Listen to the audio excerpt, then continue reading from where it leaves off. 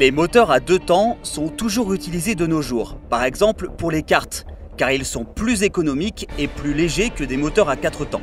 Ici, nous allons expliquer un moteur à 2 temps avec un carburateur simple.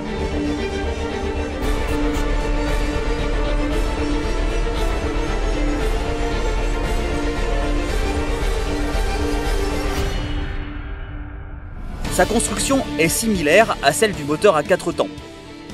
Le moteur possède un piston. Le carter sert ici à l'échange du mélange combustible. Une bougie d'allumage ainsi que des lumières d'admission et d'échappement existent également. Toutefois, une lumière de transfert est une différence fondamentale. Examinons les différentes étapes en détail. Durant le premier temps, le mélange combustible est aspiré dans le carter à travers la lumière d'admission. Il est teinté en rouge ici et rejoint le mélange déjà présent dans le carter. En même temps, le mélange est comprimé dans la chambre de combustion et ensuite enflammé par la bougie. Puis la deuxième étape commence. Le gaz chauffé augmente de volume et agit sur le piston qui descend et réduit le volume du carter. Pour cette raison, le mélange est poussé dans la chambre de combustion. Le mélange pousse alors le gaz d'échappement vers l'extérieur. Puis le cycle commence.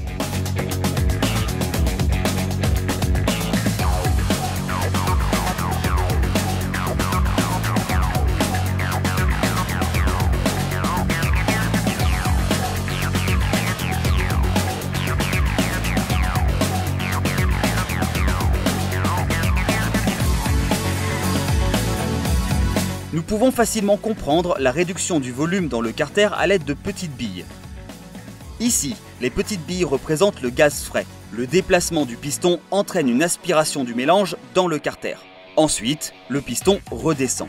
L'aspiration du mélange s'arrête et le mélange est comprimé.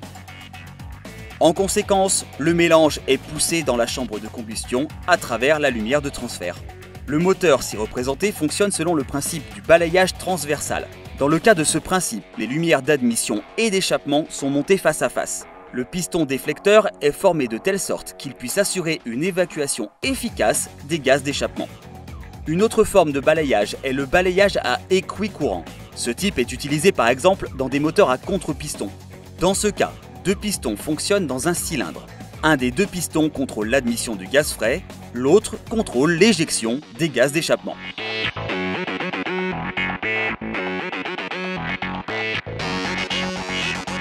Ce système est coûteux et est utilisé dans les chars, mais aussi dans les gros moteurs diesel de bateaux.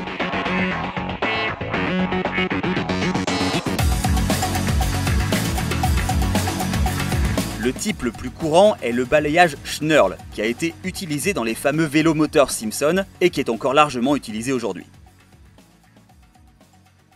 Par souci de simplicité, le couvercle et le carter de Vilebrequin ne sont pas désignés. Le cylindre abrite différentes lumières avec, parmi eux, la lumière d'admission. Le mélange carburant-air vient du carburateur.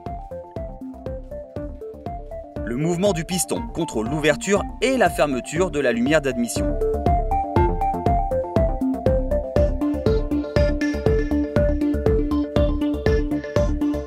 Lorsque l'ouverture de la lumière d'admission est libérée, le mélange est aspiré. Le déplacement du piston vers le bas permet d'introduire le mélange dans les lumières de transfert.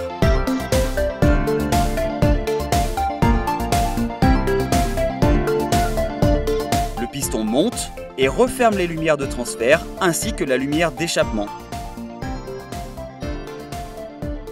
Il les libère lorsqu'il descend. Le gaz frais est acheminé dans le cylindre par l'intermédiaire des lumières de transfert qui permettent un remplissage de l'arrière vers l'avant. Ensuite, quand la bougie d'allumage enflamme enfin le gaz frais, le piston redescend et de nouveaux gaz frais peuvent s'écouler. Le gaz frais pousse les gaz d'échappement du cylindre de l'arrière vers l'avant.